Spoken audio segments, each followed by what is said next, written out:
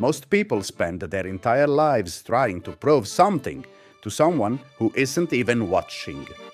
This is the story of a woman who stopped proving, and exactly what happened when she did.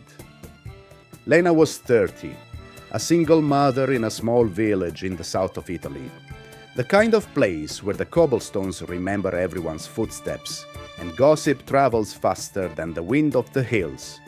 She sold her homemade pepperoncino sauce from the last table at the edge of the village market. The forgotten corner, where the shade never quite reached and the crowd never quite arrived. Every morning, 4 a.m. A kitchen filled with the perfume of chili, garlic and olive oil. A heavy basket balanced on the back of an old bicycle, a ride through streets still dark and silent. And then, some days she sold 20 jars. Some days, not enough to cover the cost of the peppers she'd grown herself in the garden behind her house. Her neighbor, Marco, sold the big commercial brands.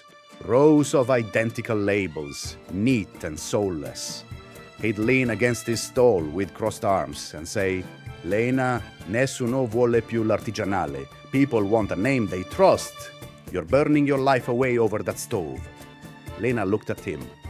She looked at her calloused hands. The hands of someone who had never once taken a shortcut. She said nothing, because when you are struggling to survive, you do not have the energy to argue. You only have the energy to keep going. 3 months in, Lena sat at her kitchen table as the autumn rain tapped against the shutters. The numbers were cold. Not enough for rent. Not enough for her daughter's school books. She was not defeated. She was thinking. She asked herself the one question that changes everything. What if I have been looking in the wrong direction? Not outward, at the strangers who walked past without glancing at her table, but inward, at what she actually had, at what made her sauce unlike anything else in that village, in that region, perhaps in the whole of the South. Her grandmother's recipe, 3 generations of patience, chili peppers dried under the same Calabrian sun that had dried her grandmothers and her grandmother's grandmothers before that. She had been spending all of her energy chasing people who didn't care, and almost none of it honoring what she had already made. Then came the Festa del Paese, the village festival. Every family, every neighbor, every visitor from the surrounding towns gathered in the piazza for 3 days of food, music, and celebration. Lena did not rent a bigger stall. She did not print new labels or spend money she didn't have on a banner. Instead, she did something that Marco called madness. She cooked. For 2 days straight, she made her sauce in batches, tied each jar with a strip of hand-cut linen and a sprig of dried rosemary from her garden. No price tag, no pitch, just a small handwritten card that read, "Made with time, given with love." And she gave them away to the baker who had always smiled at her, to the priest who asked about her daughter, to the women who gathered by the fountain every evening. Marco shook his head slowly. Lena, you are not a businesswoman. You are a romantic. She looked at him. Warm eyes, steady voice. Perhaps, she said, but a romantic who believes in what she makes. The festival ended. The music faded. The piazza emptied. But something had been planted.